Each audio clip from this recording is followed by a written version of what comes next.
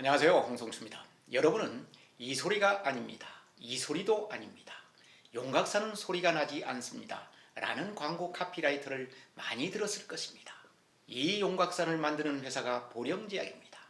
보령제약그룹은 우리나라 제약업계 10위권 안팎이지만 용각산이라는 브랜드를 내세워 일반 국민들에게 많이 각인된 제약회사입니다.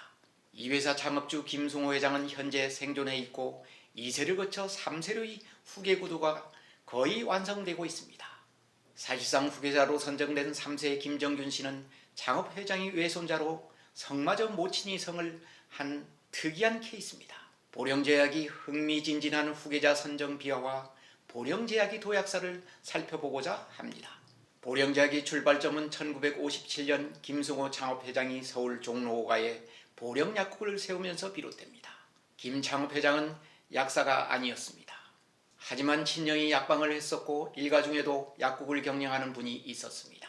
김 회장은 어렸을 때부터 자연스럽게 약품과 인연을 맺게 됩니다. 김 회장은 서울 숙문중학교를 졸업하고 6.25 전쟁 때 입대한 참전용사입니다. 사병으로 입대해 근무하다 장교가 돼 육군 중위로 예평한 독특한 이력을 갖고 있습니다. 장교 후보생으로 합격해 장교가 된 케이스입니다. 김 회장은 예편 후 육촌형이 운영하는 약국 일을 도우며 약품의 유통과 생성 과정을 터득하게 됩니다. 어느 정도 의약품의 지식을 쌓자 본인이 직접 약국을 개설하기로 마음먹고 종로 5가에 5평짜리 약국을 개업하게 됩니다. 보령이라는 이름은 본인이 충남 보령 출신이라 고향 지명을 사용했습니다. 처음에는 고용약사를 두고 시작합니다. 서울 종로 5가는 서울이 최대 시장인 동대문 시장이 가까이에 위치하고 있었고 경기도 의정부와 동두천 등 서울 북부행 시외버스 터미널도 인접해 연중 상인들과 휴가 장병들로 북적거렸던 곳입니다. 김 창업회장은 약사는 아니었지만 약품의 유통과 고객이 취향을 잘 알고 있었기에 어떤 약품을 구비하여 어떻게 팔아야 하는가를 꿰뚫고 있었습니다. 당시는 약품 취급상이 난립으로 장사가 안 돼 아우성이던 시절이었습니다. 김 회장은 개업 초부터 기존 약국과의 차별화 전략으로 각종 약품이 구색을 갖추고 마진을 줄여 싸게 판매하는 박리담의 전략으로 승부를 걸었습니다. 본인이 직접 자전거를 타고 도매상을 찾아가 필요한 약품을 구매하여 없는 것이 없는 약국으로 소문나기 시작했습니다. 그리고 아침 일찍 문을 열고 늦게 문을 닫는 전략을 폈습니다. 보령약국에 가면 없는 게 없다와 새벽부터 밤늦게까지 문을 연다는 소문이 퍼지자 손님들이 구름처럼 몰려들기 시작했습니다. 개업 6개월 만에 경상수지가 흑자로 돌아서는 쾌거를 이루게 됩니다. 마침 동생도 약대를 졸업해 약사로 약국에 합류하게 됩니다. 자신감을 얻은 김 회장은 새로운 판매 방식인 현금 거래제를 도입하는 모험을 강행합니다. 현금 거래를 한다고 하니 갑이었던 중간 도매상들이 공급가를 낮춰가며 거래하자고 몰려올 정도가 됩니다. 보령약국은 여기서도 대히트를 칩니다.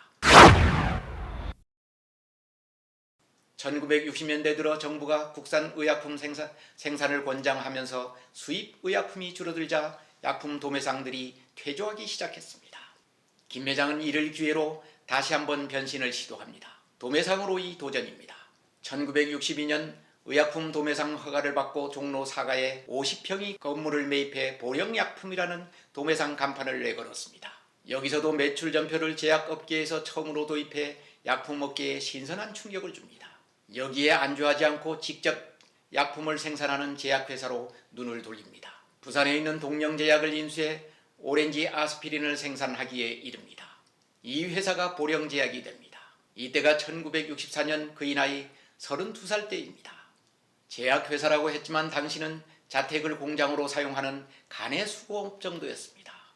그러다 서울 성수동에 건물 190평의 현대식 공장을 세우며 제약회사로서의 틀을 갖춥니다.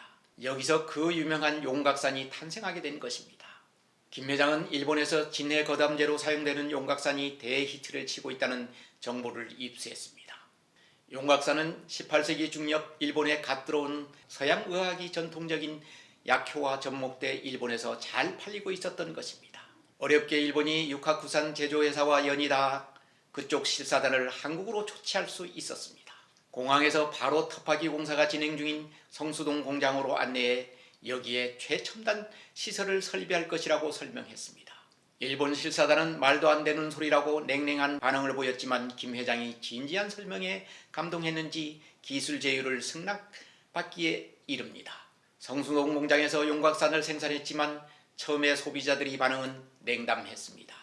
일본 제품에 익숙해진 소비자들이 한국 제품이라고 멸시한 것입니다. 용기와 디자인을 바꾸고 대대적인 TV 광고를 하면서 반전을 일으킵니다. 당시 용곽산 광고비는 단일 품목으로 최고를 기록할 정도였습니다. 이후 용곽산은 명실공히 보령제약을 대표하는 제품이자 국내 약업계를 대표하는 생약 제재로 확고하게 자리 잡습니다. 보령제약이 질주가 시작되었습니다. 그러다 1970년대 중반 수도권에 대홍수가 나면서 안양공장이 침수되는 대참사가 일어납니다. 당시 안양공장은 프랑스의 비오테탁스사와 기술 제휴로 위장약 겔포스를 생산하는 공장이었습니다. 지금도 보령제약이 효자 상품인 겔포스는 이 수해 참사로 엄청난 손실을 안겨다 주었습니다. 그러나 직원들이 혼연일체가 돼 수해를 극복하고 오히려 더 안정적인 성장 가도를 달리는 전기를 마련해 줍니다. 김승우 회장은 이후 기업 공개를 실천했고 우리사주조합이 결성을 마련합니다. 기업이 사회적 책임을 다하고자 하는 각오와 의지를 보여준 셈입니다. 저는 김 회장을 30여 년 전 일선 기자 시절 만나 창업 스토리를 들은 적이 있습니다. 김 회장은 1968년 서울신문에서 발행하는 썬데이 서울에 예비 재벌이라는 타이틀로 창업 스토리를 인터뷰한 적이 있습니다.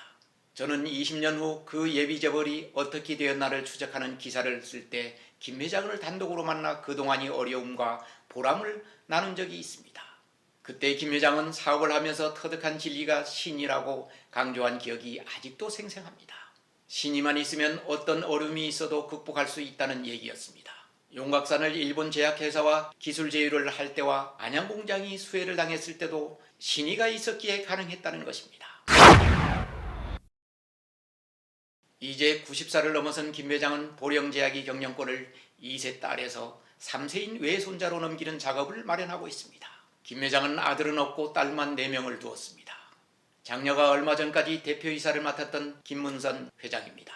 가톨릭대학교 식품영양학과를 나온 그녀는 일찍 보령경영에 합류해 아버지를 대신해 경영을 총괄했습니다. 재벌가의 아들이 없어서 후계자로 딸을 선정하거나 사위를 후계자로 삼은 곳은 여럿 있습니다. 최근엔 딸들이 경영 전면에 나서며 착실히 후계 사업을 받기도 하고 있습니다. 그러나 김문선 회장이 경영에 합류할 때는 대부분 딸들은 경영 일선에 직접 나서기보다 남편이 나서는 경우가 많았습니다. 대표적인 예가 동양그룹과 매경미디어그룹입니다. 동양그룹은 이양구 회장 슬하에 딸만 2명을 두었는데 모기업인 동양그룹은 장녀의 남편인 현재인 회장이 맡아서 운영했고 둘째 사위는 오리온그룹을 맡아 경영을 했습니다. 동양그룹은 몰락하고 말았고 오리온그룹은 지금 잘나가고 있습니다. 매경미디어그룹도 마사이인 장대환 회장이 경영을 맡아 오늘에 이르렀습니다. 현재 딸들이 경영 수업을 받으며 사실상 후계자로 낙점된 기업은 아모레퍼시픽그룹과 대상그룹입니다. 두 기업은 3세에 이르러 딸들이 경영 전면에 나서는 형태를 띠고 있습니다. 이와 반대로 LG그룹은 구본무 회장 외동아들이 일찍 요절하자 동생이 아들을 양자로 삼아 후계자로 삼은 케이스입니다. 구본무 회장의 부친인 구장현 회장이 살아있을 때 양자로 삼아 대를 잇게 했지만 지금이었으면 그럴 수 있을까 하는 얘기도 있습니다. 어쨌든 김문선 회장은 1986년부터 보령제약이 여러 부서를 거치며 경영 수업을 쌓아왔습니다. 김승호 창업회장은 장녀를 일찍 경영에 합류시켜 사실상 후계자로 삼았던 것입니다. 더 재미있는 것은 김문선 회장이 외동아들을 3세 후계자로 선정한 것입니다. 3세인 김정균 사장은 지난해 정기주총에서 보령제약 대표이사를 맡아 사실상 후계자로 선정됐음을 대내외에 선포했습니다. 미국 미시간대 산업공학과를 졸업하고 중앙대 의학식품대학원에서 석사학위를 받아 잠시 삼정 KPMG에서 근무하다 2014년 보령제약 이사대우로 경영에 합류해 오늘에 이르렀습니다. 원래 그는 성이 유씨였으나 2010년 김씨로 바꿔 부친이 성이 아닌 어머니 성을 사용하고 있는 것입니다. 아버지는 돌아가신 것으로 알려졌습니다. 그는 모친이 성을 사용하면서 사실상 김승호 창업회장이 손자로 등극해 보령그룹이 후계자가 된 셈입니다. 1986년생인 그는 미스코리아 출신 장모 씨와 결혼해서 화제가 되기도 했습니다. 그가 앞으로 보령제약그룹을 어떻게 이끌지는 미지수입니다. 창업회장이 제약보국을 꿈꾸며 일고는 보령의 영토가 궁금해지는 순간입니다. 김정균 체제가 완성될 때쯤 다시 한번 만들어 보겠습니다. 지난번 동아제약그룹 편을 방영했는데 그때 강문석 전 대표가 내용 중에 오류가 있다고 연락이 와 알려드리겠습니다. 인도네시아와 싱가포르를 오가며 무역업을 하고 있다고 제가 얘기했지만 그 두 나라를 오가며 무역업을 하지 않고 있다는 것입니다. 현재 바이오 벤처 컨설팅 및 투자를 돕는 일을 하고 있다고 했습니다. 그 부분은 오해가 없었으면 합니다. 경청해 주셔서 감사합니다.